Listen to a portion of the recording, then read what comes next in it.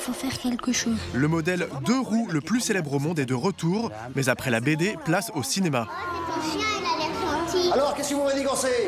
Adaptation de la BD belge créée par Roba en 59 et vendue à plus de 25 millions d'exemplaires.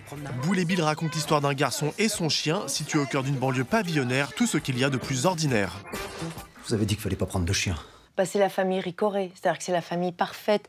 Les parents s'aiment, l'enfant travaille bien à l'école, le pavillon est fleuri, mais on se fait un tout petit peu chier. La BD, c'est le fruit de son époque aussi, hein. C'est la première BD de chronique familiale. Et Roba, en fait, en observant son fils et son chien, en fait, s'est dit... en fait, Roba, je crois qu'il était illustrateur de pub.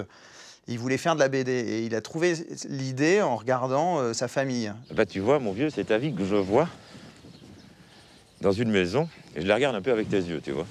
Bah, du moins, j'essaye. C'est de mon avis. Bon.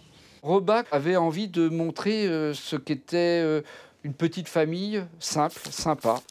De tout circonscrire presque au quartier, j'allais dire presque au pâté de maison, plus encore à la maison. Et tout se passe là, il n'y a pas les horreurs du monde, il n'y a pas d'inquiétude absolue, il n'y a pas d'angoisse existentielle. C'est juste, on joue dans le jardin avec son chien et la tortue. Mais sous des dehors pantouflards, Boule et Bill était finalement très novateur pour l'époque, car à contre-courant des récits d'aventure qu'offraient les Tintins, Spirou et Fantasio et autres Blake et Mortimer.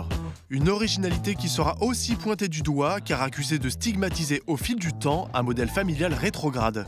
C'est justement l'angle évité dans le film, dont l'histoire s'inscrit dans un contexte sociologique très marqué, la France du milieu des années 70. Encore en 76, dans la France de tous les jours, des classes moyennes, et ben la maman est souvent au foyer et a du mal à exister au-delà de la bulle familiale. La situation des femmes françaises dans la classe moyenne n'était pas aussi épique et héroïque que vient de nous faire penser les barricades de 68. Je suis votre voisin du dessous. Ah, bonjour, enchantée.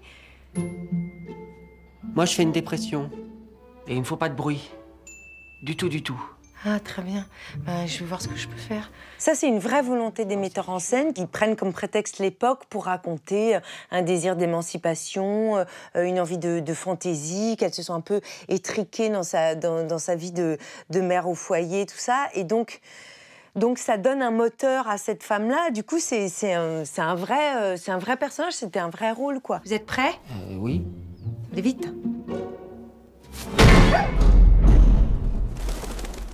Roba n'avait pas de volonté conservatrice. Roba ne faisait que transcrire ce qu'était le portrait d'une famille, d'une petite bourgade de la banlieue de Bruxelles en 59. C'est même pas très drôle. On n'est pas là pour rire à gorge déployée. On est là pour être dans un petit cocon quand on lit Boule et Bill. Voilà, Boule et Bill, c'est un sentiment de bien-être. C'est quoi qui pue, là? Oui, c'est le bon chien qui va prendre un bon bain, qui va sentir bon la noix de coco. Du shampoing? C'est mon Bill.